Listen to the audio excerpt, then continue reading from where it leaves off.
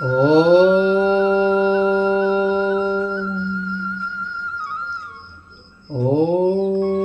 श्री गुरुवे नमः। ओम गणपते नमः। ओम शारदाय नमः। ओम पार्वती पिता शिव शंकर नमो नमः। हे भगवान श्री हरि, मैं आपके श्री चरणों में माता लक्ष्मी के चरणों में सत सत नमन करता हूँ। हे प्रभु, आपने इस संसार की रक्षा के लिए विभिन्न रूपों में लीलाएं की है। धर्म की रक्षा, अपने भक्तों की रक्षा करने के लिए आपने अवतार लेके भक्तों के कल्याण किया है। सृष्टि के संरक्षण के लिए आपने और माता लक्ष्मी ने कई बार अवतार लेके इसकी रक्षा किए, पालन किए। हे प्रभु, हे शक्ति स्वरूप, हे जनार्दन, हे केशव, हे माधव, हे राम, हे प्रभु, मैं आपके चरणों में कोटि कोटि नमन करता हूँ। मैं अबोध हूँ, शिशु हूँ, जैसा भी हूँ आपका बालक हूँ। आपकी लीलाओं का जन कल्याण के लिए सुनाने की कर्म कृपा प्रदान करे। आपकी लीलाओं का गुणगान करने की कर्म कृपा प्रदान करे। ओम नमो भगवते वासुदेवाय। ओम श्री कृष्णं वंदे जगद्गुरु शरणमम। ब्रह्मा जी कहते हैं, अनंत भगवान ने प्रलय के जल में डूबी हुई पृथ्वी का उद्धार करने के लिए समस्त यज्ञमय वराह शरीर ग्रहण किया था। आदि दैत्य हिरण्याक्ष जल के अंदर ही लड़ने के लिए उनके सामने आया। जैसे इंद्र ने अपने वज्र से पर्वतों के पंख काट डाले थे, वैसे ही वराह भगवान ने अपने दाढ़ों से उसके टुकड़े टुकड़े कर दिया।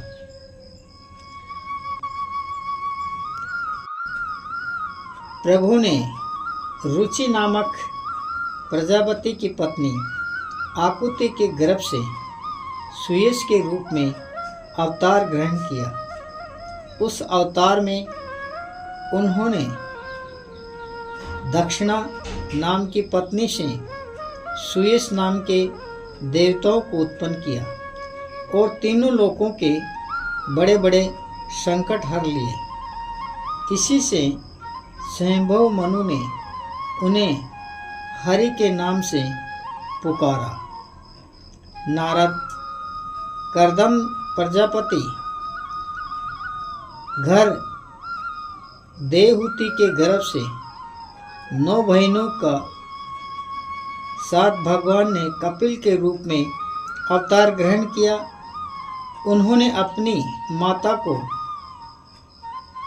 उस आत्मज्ञान का उपदेश किया जिससे वे इसी जन्म में अपने हृदय के संपूर्ण मल, तीनों गुणों की आसक्ति का सारा कीचड़ धोकर कपिल भगवान के वास्तविक स्वरूप को प्राप्त हो गई। महर्षि अत्रि भगवान को पुत्र रूप में प्राप्त करना चाहते थे। उन पर प्रसन्न होकर भगवान ने उनसे एक दिन कहा, मैं अपने आप को तुम्हें दे दिया। इसी से अवतार लेने पर भगवान का नाम दत्तात्रेय पड़ा। उनके चरण कमलों के पराग से अपने शरीर को पवित्र करके राजा यदु और शस्त्रार्जुन आदि ने योग की, भोग और मोक्ष दोनों की सिद्धियां प्राप्त की। नारद, सृष्टि के प्रारंभ में मैंने विविध लोकों को रचने की इच्छा से तपस्या की। मेरे उस अखंड तप से प्रसन्न होकर उन्होंने तप अर्थ वाले सन नाम से युक्त होकर सनक, सनंदन, सनातन और सनत कुमार के रूप में अवतार ग्रहण किया। इस अवतार में उन्होंने प्रलय के कारण पहले कल्प के भूले हुए आयुष अरुम ज्ञान को ऋषियों के प्रति यथार्थ उपदेश किया। धर्म की पत्नी दक्ष कन्या मूर्ति के गर्भ में नर नारायण के रूप में प्रकट हुए। उनकी तपस्या से इंद्र भयभीत होकर कामसेना असत तपस्या भंग करने के लिए भेजी, लेकिन अप्सराओं के साथ में कामदेव को भेजा, लेकिन अप्सराएं नर और नारायण की तपस्या को भंग नहीं कर पाई, जिससे भयभीत होकर कहीं ऋषि श्राप न दे दे। लेकिन नर नारायण ने क्रोध को हेवी नहीं होने दिया और नारायण ने अपनी जंगा से उर्वशी को उत्पन्न कर इंद्र को तोहफे में दी, क्योंकि भगवान शंकर काम पर क्रोध भरी दृष्टि से भस्म कर दिया था। कुमारगामी वेन का ऐश्वर्य और पौरुष ब्राह्मणों के हुंकार रूप प्रेम वज्र से जलकर भस्म हो गया। वह नरक में गिरने लगा। ऋषियों की प्रार्थना पर भगवान ने उसके शरीर से मंथन किया। उसके शरीर मंथन से पृथ्वी के रूप में अवतार धारण कर उसे नरकों से उबारा। उसी अवतार में पृथ्वी को गाय बनाकर और ब्रह्मा जी को बछड़ा बनाए। उन्होंने उससे जगत के लिए समस्त औषधियों का दोहन किया। अपने पिता राजा उत्तानपाद के पास बैठे हुए 5 वर्ष के बालक ध्रुव को उनकी सौतेली माता सुरुचि ने अपने बचन बाणों से बांध दिया था। इतनी छोटी अवस्था होने पर भी वे उस गलानी से प्रेरित होकर तपस्या करने के लिए वन में चले गए और नारद जी के संरक्षण में कठोर तप किया, जिससे भगवान श्री हरि प्रसन्न होकर बालक ध्रुव को अपनी गोद में बैठाया और ध्रुव पद का वरदान दिया, जो ध्रुव तारा के नाम से स्थित है। ऊपर नीचे सप्तऋषि प्रदक्षिणा करते हुए स्तुति करते रहते हैं। राजा नाभि की पत्नी सुदेवी के गर्भ से भगवान ऋषभ देव के रूप में जन्म लिया, जो आसक्तियों से रहित रहकर अपनी इंद्रियों और मन को अत्यंत शांत करके समदर्शी के रूप में उन्होंने जड़ों की भांति योगचर्या का आचरण किया। महर्षि लोग परमहंस पद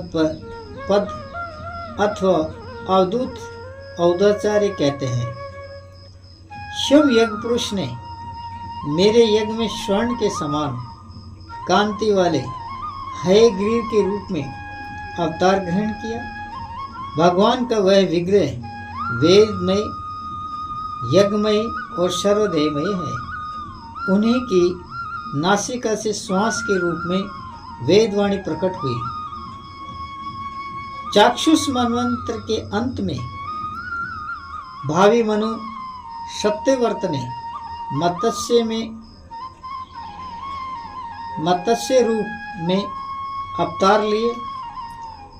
जब जल प्रलय में पृथ्वी की नौका बना के और वासु की नाग की रस्सी बनाकर समस्त जीवों को, बीजों को, औषधियों की रक्षा किए।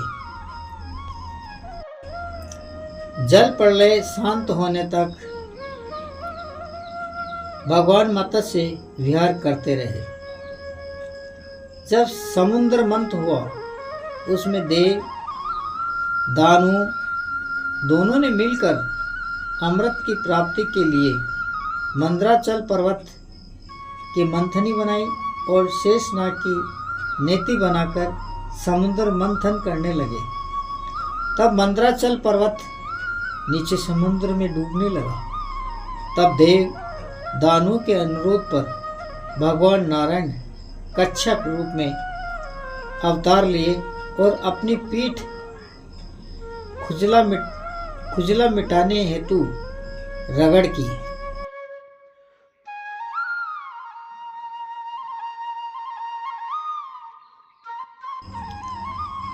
हिरण्यकश्यपु अपने भाई हिरण्याक्ष की श्री हरि के हाथों मृत्यु होने से, जिससे भगवान विष्णु से बैर ठान लिया और ब्रह्मा की तपस्या कर अतुल्य वर प्राप्त कर लिया और देवताओं, ऋषियों, मनुष्यों को सताने लगा और अत्याचार करने लगा, जिससे देवता घबराकर ब्रह्मा जी के पास गए और प्रार्थना करने पर ब्रह्मा शिव जी को साथ लेकर भगवान विष्णु के पास गए।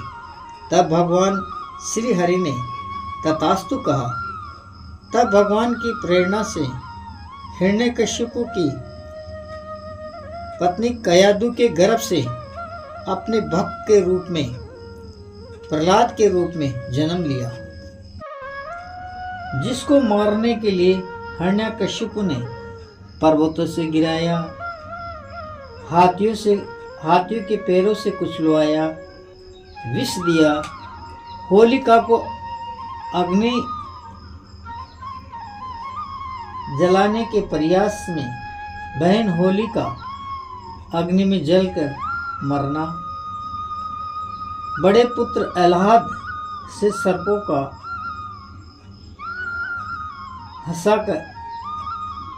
फंसाकर मरवाना आदि आदि। शुक्राचार्य के द्वारा कृत्य से मरवाना, गरम तपाए हुए खंभों से बात भरवाना। अंत में शिव प्रहलाद को मारने हेतु गदा लेकर कहा, बता तेरा भगवान कहाँ है। तब भक्त प्रहलाद बोला, भगवान हर जगह हैं। तब हिरण्यकश्यप ने कहा, क्या इस खम्भे में भी है?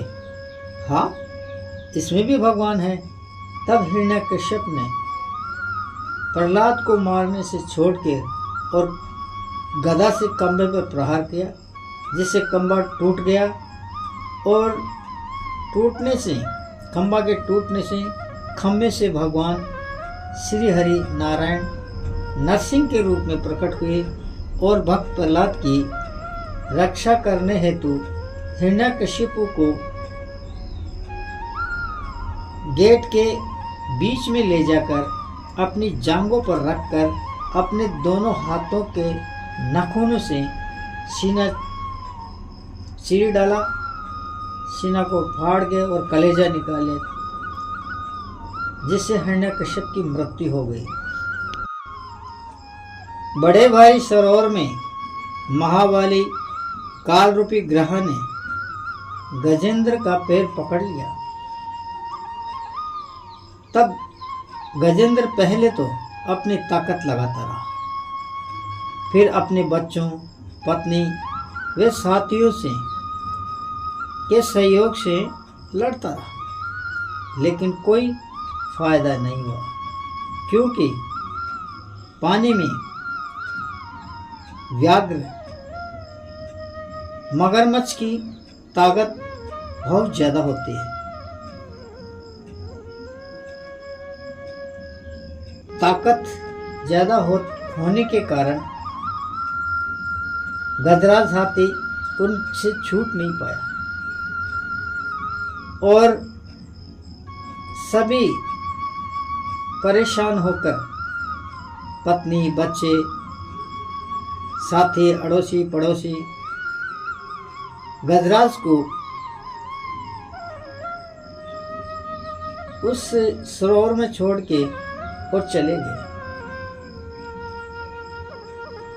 गजराज डूबते डूबते पानी में जरा सूंड बाहर रह गई। उस सूंड को एक कमल लेकर भगवान नारायण को याद किया, उनकी स्तुति की, उसकी वंदना की। भगवान परम दयालु है, जिससे गजराज की पुकार सुन के वे दौड़े दौड़े आए और कहा कि प्रभु मेरी रक्षा करो, रक्षा करो। गजराज हताश हो चुका था, उसकी शरीर में बहुत थकान हो चुकी थी और वो पानी में डूबता डूबता भगवान श्री को हरि को पुकारा, हे नाथ, हे आदि पुरुष, हे समस्त लोकों के स्वामी, हे नारायण, मेरी रक्षा करो, रक्षा करो। आपके नाम के शरण मात्र से जीव का कल्याण हो जाता है। हे नाथ, मेरी पुकार सुनो। तब उसकी पुकार सुनकर अनंत शक्ति भगवान चक्रपाणि गरुड़ की पीठ पर चढ़कर वहां आए और अपने चक्र से उन्होंने ग्रहा मगरमच्छ का मस्तक काट दिया, जिससे उसकी ग्रह की मृत्यु हो गई और उसको मुक्ति प्राप्त हुई। इस प्रकार कृपावश भगवान ने अपने शरणागत गजेंद्र की सूंड पकड़ के बाहर निकाला और उसकी रक्षा की, विपत्ति में उसका उद्धार किया। भगवान वामन आदित्य के पुत्रों में सबसे छोटे थे, जिन्हें उपेंद्र कहते थे, जो गुणों की दृष्टि से सबसे बड़े थे, क्योंकि यज्ञ पुरुष भगवान ने महाराज बलि ने गुरु शुक्राचार्य के कहने से राजसूय 100 अश्वमेघ यज्ञ का आयोजन किया और 100 अश्वमेघ यज्ञ में करने लगे, जिसमें 99 यज्ञ पूर्ण हो गए। 100वां यज्ञ चल रहा था, उसमें वामन भगवान ब्रह्मचारी के रूप में दान पाने के लिए वहां आए। महाराज बलि के पास आए और दान मांगने लगे। महाराज बलि के सेवक आए, बटुक बोलो क्या चाहते हो। बटुक ने कहा, हे पहरेदारों, हमें महाराज बलि से ही काम है और महाराज बलि से दान लेना है। तब शुक्राचार्य के मना करने के बाद भी महाराज बलि आए और कहे, बटुक ब्राह्मण बोलो क्या चाहते हो। वामन भगवान बोले, हे राजन, हमें आश्रम के लिए 3 डग भूमि चाहिए। महाराज बलि बोले, ब्राह्मण देवता, आप अपने कद के अनुसार इतने छोटे 3 डग मात्र। हाँ राजन, अधिक लोग अच्छा नहीं होता है। जो संतुष्ट पूर्वक दान मिल जाए उसी में ब्राह्मण को संतुष्टि करनी चाहिए। इसीलिए हे महाराज बलि, आप मुझे मात्र 3 डग भूमि दीजिए। तब बलि ने कहा, ठीक है। बटुक ब्राह्मण बोला, तो संकल्प करो। महाराज बलि जैसे ही जल से संकल्प करने लगे तो शुक्राचार्य पानी के रास्ते में नली में आके विराज हो गए, जिससे पानी अवरुद्ध हो गया और पानी आया नहीं।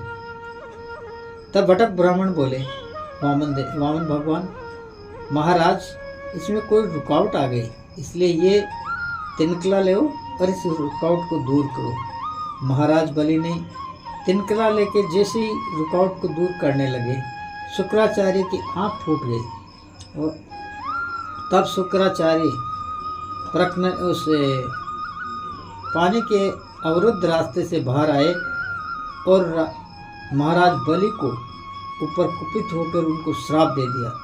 हे राजन, मेरा मना करने के बावजूद भी आप नहीं माने, इसलिए आपने गुरु की अवज्ञा की है, इसलिए मैं आपको श्राप देता हूँ कि आप श्रीहीन हो जाएं। महाराज बलि उनकी श्राप की परवाह नहीं की और वो है भटक ब्राह्मण वामन भगवान को 3 डग देने का संकल्प किया।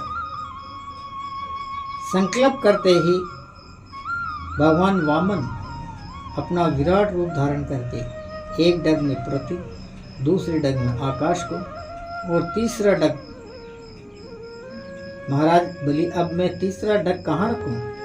तब महाराज बलि ने अपना सिर नीचे किया, भगवान ये तीसरा डग मेरे सर पे रख दी। भगवान वामन भगवान ने जैसे ही बलि के सिर पे पैर रखा, वो पवित्र हो गया और उसने पाताल के सुतल लोक का राज्य दिया और आने वाले समय में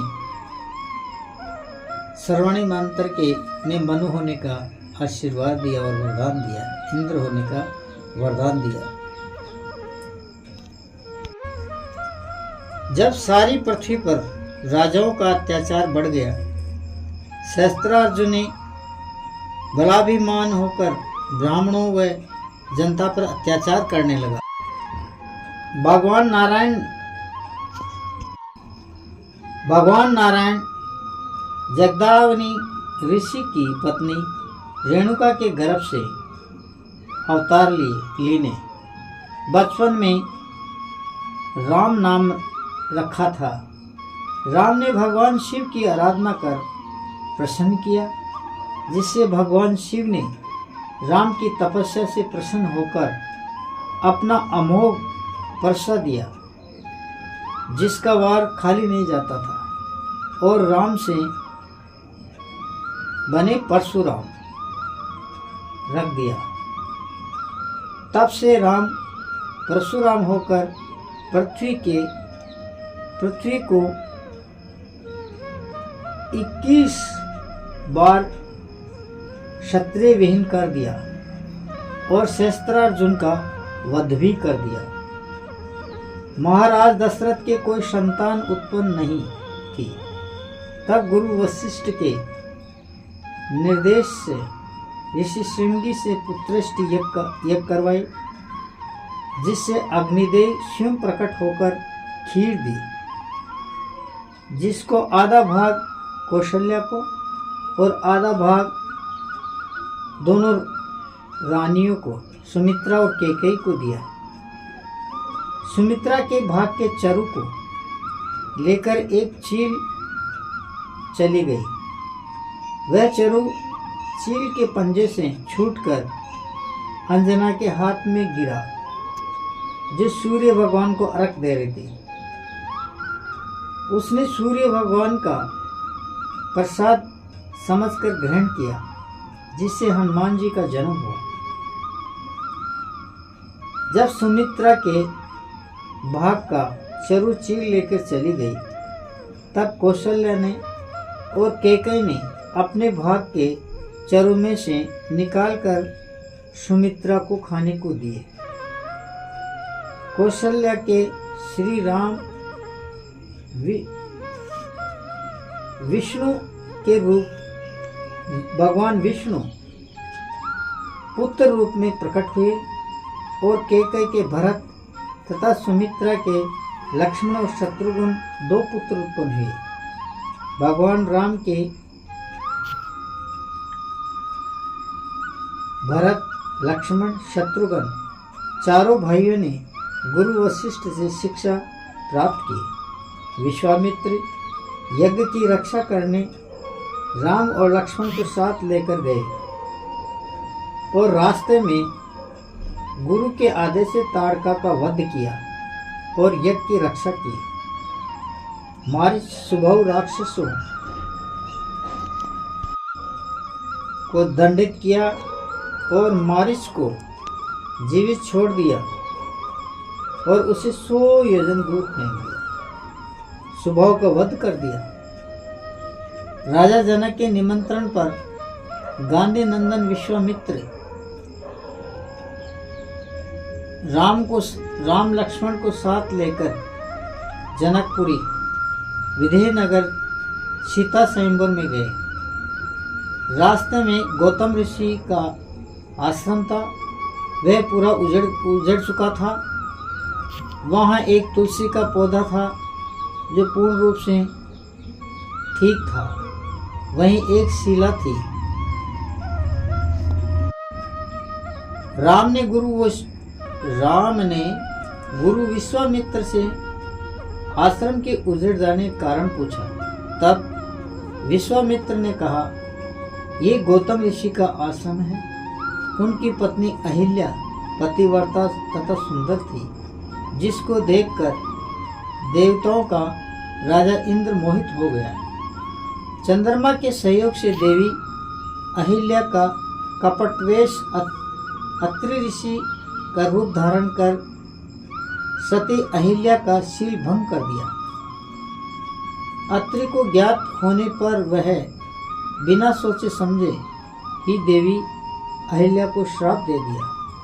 तब अहिल्या के अनुनयन प्रार्थना करने पर ऋषि ने कहा, जब भगवान नारायण राम रूप में अवतार लेकर आएंगे तब उनके पैर से छूने पर तुम पाप मुक्त होकर पुनः दिव्य रूप में हो जाओगी। राम तब से यह आपके आने की प्रतीक्षा कर रही है, इसीलिए अपने चरण रज को इनको छुआओ, ये पवित्र हो जाएगी। गुरु के आदेश से श्री राम शिला के चरण लगाते ही शिला नारी के रूप में हो गई। श्राप मुक्त होकर राम के दर्शन किया और उनकी तपस्या वंदना की और पितृलोक सप्तलोक में अपने पति अत्रि के पास पहुंच गए। इस प्रकार भगवान राम राजा जनक की प्रतीक्षा पूरी कर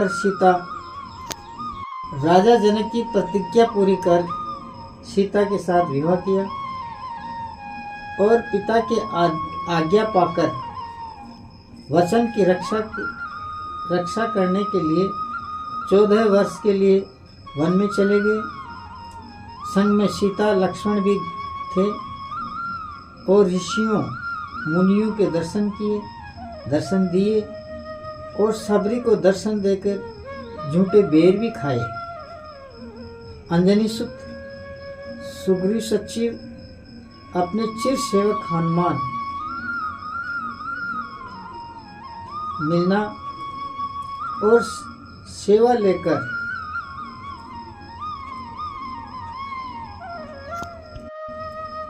बड़े बड़े कार्य करवाए। गिद्धराज को मोक्ष, बालिका वध और मोक्ष देना, सीता का हरण, मामा मारिच का मरण, सुग्रीव से मित्रता तथा हनुमान के सीता का पता लगाना, अक्षय कुमार को वध, लंका जलाना,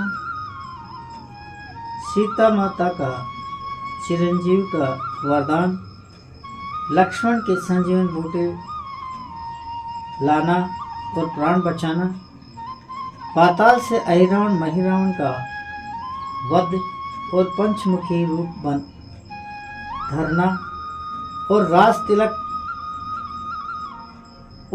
तिलक में भक्ति की प्रतिष्ठा बढ़ाने हेतु सीना चीर दिखाकर सिया राम का दरबार दर्शन कराना, कुंभकर्ण वध, है कुंभकर्ण वध, मेघनाथ वध, रावण वध और लंका का विभीषण को राज आदि ये सब भगवान श्री राम ने हनुमान के सहयोग से और जामवंत, सुग्रीव, अंगद आदि के सहयोग से लंका पर विजय प्राप्त कर भगवान राम का राज तिलक हुआ, जिसमें समस्त देवता लोग आए और वंदना किए और राम के सबसे प्रिय भगवान शिव आके उनकी परम वंदना की और यथा अपना आशीर्वाद तथा प्रसन्नता व्यक्त की। भगवान राम प्रसन्न हुए। भगवान राम सीता मैया का अयोध्या वासियों के लगाए गए कलंक से सीता मैया का त्याग और वाल्मीकि आश्रम में जाना, लवकुश का जन्म, लवकुश द्वारा सीता का अयोध्या वासियों के संशय और ग्लानियों का आरोपों का मिटवाना, सीता माता का कलंक मिटाना तथा सीता माता का धरती के रास्ते से वैकुंठ गमन।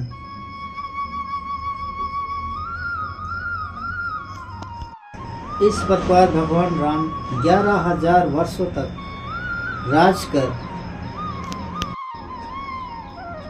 मर्यादा की परंपरा कायम कर और